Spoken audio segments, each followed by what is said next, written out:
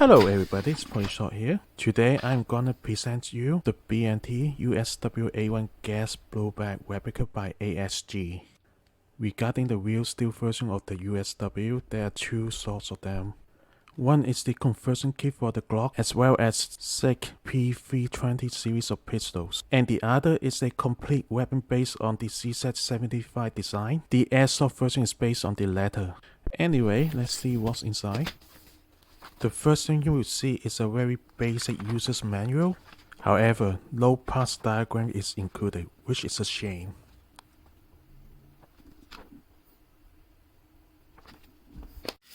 A small carton of BBs of dubious quality. Why they even bother? Those who knew better will never use these anyway. And USW A1 Market 26102 magazine that has a +2 market floor plate. More on that later.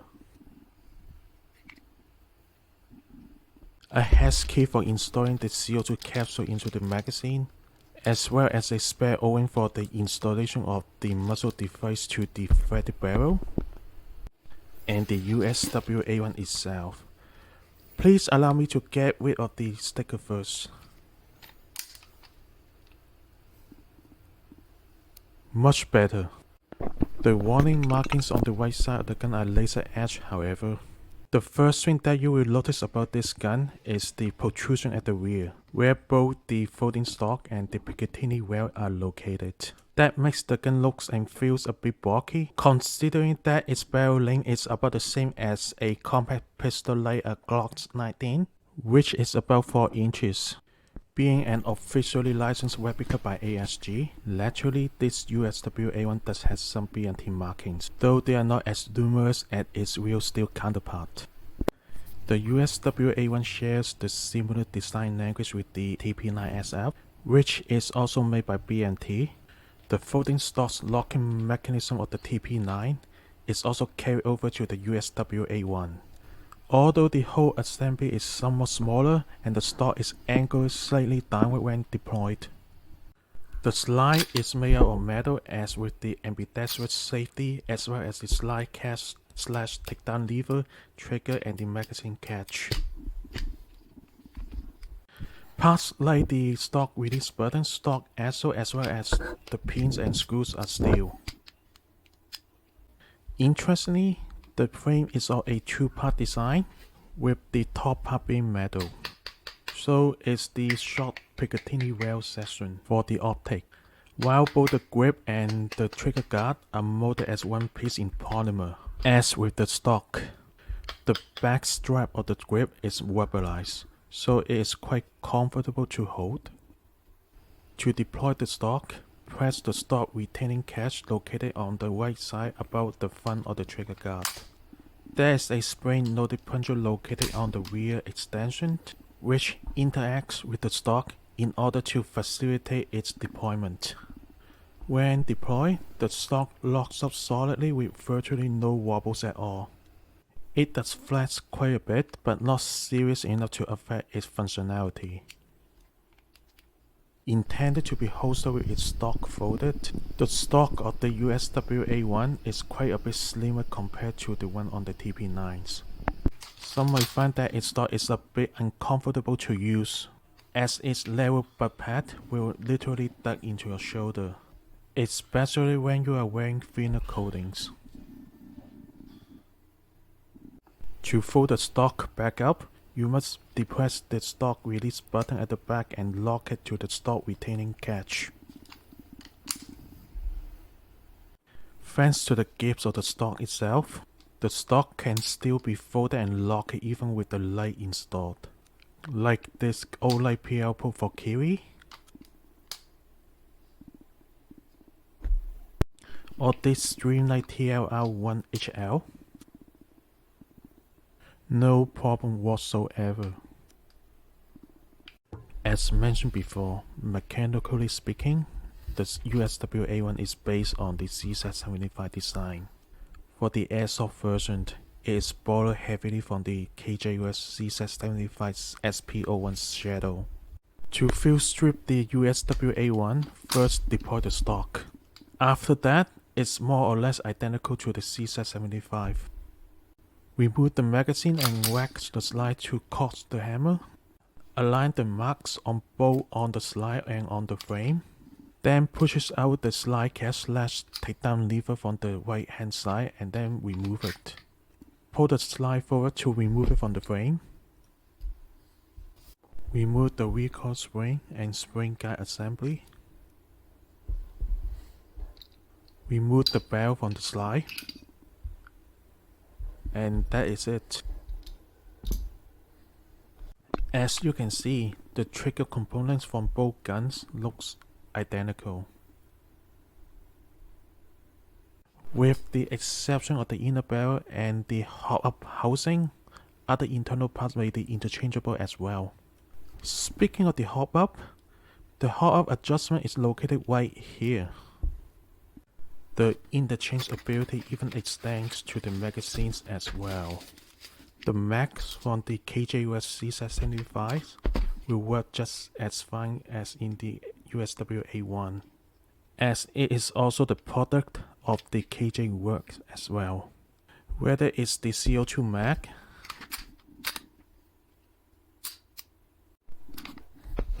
or the green gas mag, it can take them all no problem. Unlike its real steel counterpart, the airsoft version of the USW A1 came equipped with a section of Picatinny rail instead of the Aimpoint Nano red dot. The rail has an integrated notched rear sight to be used in conjunction with the rather thick front blade, or should I say, ramp. The front sight is so thick that when the USW A1 is being employed as a pistol, the front sight will totally block the view of the rear sight, which makes aiming difficult, especially at longer distances. Also, the height of the front sight is much lower than that of the rear sight, which will be the factor later during the accuracy test. In single action mode, the trigger does have some take up before you hit the wall. Pull it a little bit further and with a tiny bit more effort, it breaks cleanly, with a minimal amount of over travel. When released, it resets audibly right at where you felt the wall. This makes the trigger feel predictable, and quick follow-up shocks are certainly achievable. Predictably, in double action mode, the pull is much longer and heavier. While it does not stack before you hit the wall, but this time around, the grip that you felt is much heavier before it finally breaks.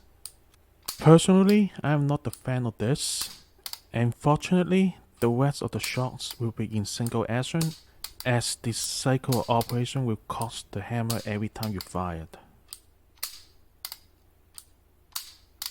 To prep the magazine, pull down the magazine spring retainer from the bottom and slide the magazine base plate forward. Unscrew the CO2 screw cap with the included Allen key. Add some silicone oil to the seal and the puncture needle if needed. Insert the CO2 capsule and tighten the CO2 screw cap until the CO2 capsule is punctured.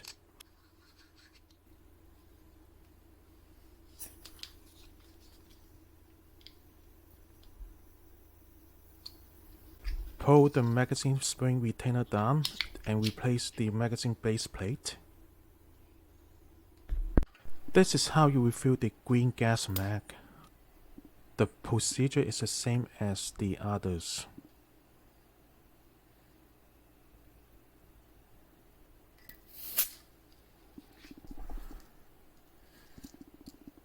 To load the magazine, pull the magazine follower all the way to the bottom and hold it there. Then load the BBs through the opening at the lower part of the magazine.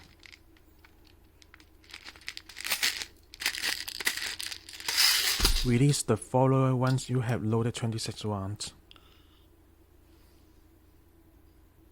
There is a long magazine with a capacity of 50 rounds available as well. It's time to chrono this thing. I will be using the 0.2 gram BBs with the CO2 mag.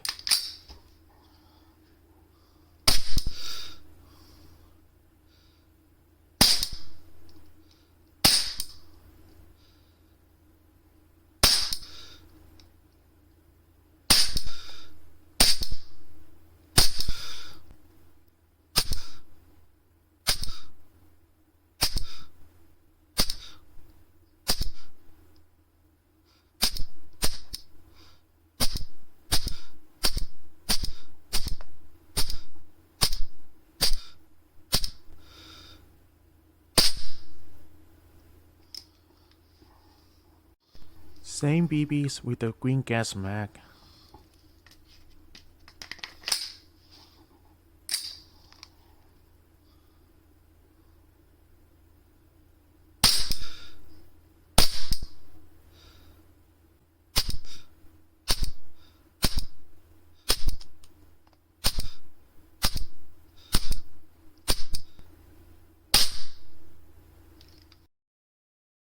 Despite being kicked harder and louder, the CO2 mag didn't provide a higher muzzle velocity than the green gas mag in the USW A1, much to my surprise. With the muzzle velocity just below 100 meters per second, means that the USW A1 can be used in the CQB arena even with the CO2 mags. A CO2 capsule will last about 4 to 5 mags in the CO2 mag, while the green gas mag will last about 2 to 3 mags per gas charge. As mentioned before, the way that how the USW A1 sights are set up will have a detrimental effect on its accuracy and its shows. Even at 10 meters, I am struggling on hitting the target with these sights, since the front blade is so thick that it covers most of the target already. And it didn't help that the rear sight sits taller than the front sight either, as I had to aim low in order to score hits on roughly where I wanted. And predictably, it didn't end well. To solve this, I decided to mount a red dot onto the USW A1's pick rail, like this Pilot 1x30 from Mother Russia, which can be switched between 3 types of reticles. Thanks to the red dot sight, the grouping is markedly improved. It is much tighter now. Using the heavier BBs will definitely tighten the groupings even more, that's for sure. The outer barrel comes standard with the 40mm counterclockwise thread and an O-ring, which allows the muzzle device to be installed, like this Aztec lighter tracer unit. Because of the USW A1's somewhat unusual shape, finding a carrying solution for it can be a challenge. Nevertheless, there are a couple of old school short shell nylon holsters in my possession that will fit, like this LBT 0372, which is once used by the Death Group, which is the SEAL Team 6.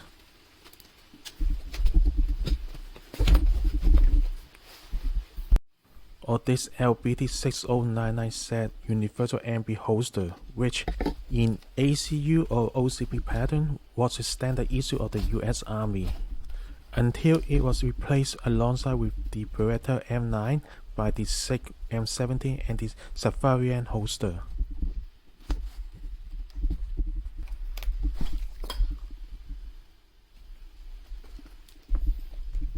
Or this B&T MH05, which is considered as an evolution of their classic M12 holster. It's the only one among the trio that will still fit with the tracer already mounted on the weapon. It also features a front brake lock to improve the security of the pistol.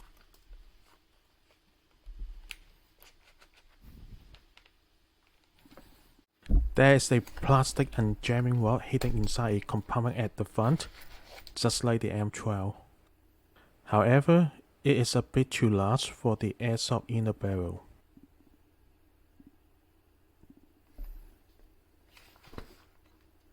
If you have some cash to spare, you can also opt for a hard shell holster specifically designed for the USW A1, like this level 3 retention duty holster with a integrated cover for the Aimpoint Nano marketed by B&T. Despite the fact that it is marketed as Swiss made and do have a B&T logos on it, this holster is actually designed and made by Radar 1957 of Italy under the commission of B&T. It secures the USW A1 by grabbing the protrusion on the slide at the front of the ejection port. and is designed to holster the USW A1 with its stock folded. As you unlock the pistol from the holster with the thumb lever, the optic cover, if set at the upward position beforehand, will spring forward to move out of the way as you draw the weapon out of the holster. It will not fit when other lights are mounted onto the weapon, however, as it is specifically made to fit the USW A1 with the B&T APL, which is actually made by Inforce, mounted onto it. Also, as the holster's optic cover was designed to fit the Aimpoint Nano, it will not work with the larger pilot red dot that I has already installed.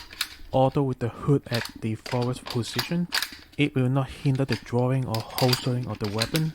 It is best to invest on a red dot with a smaller dimension that will fit, literally, under the hood.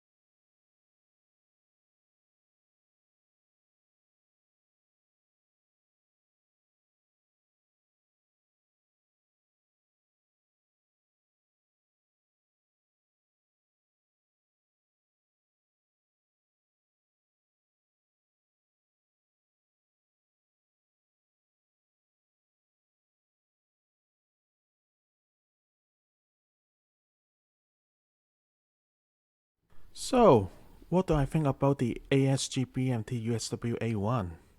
Well, with the asking price of 292 loonies, it's a little bit steep, considering that it didn't have a full auto capabilities, as well as having the not very usable iron sight, limited hole showing options, and being somewhat low powered even when using CO2 max.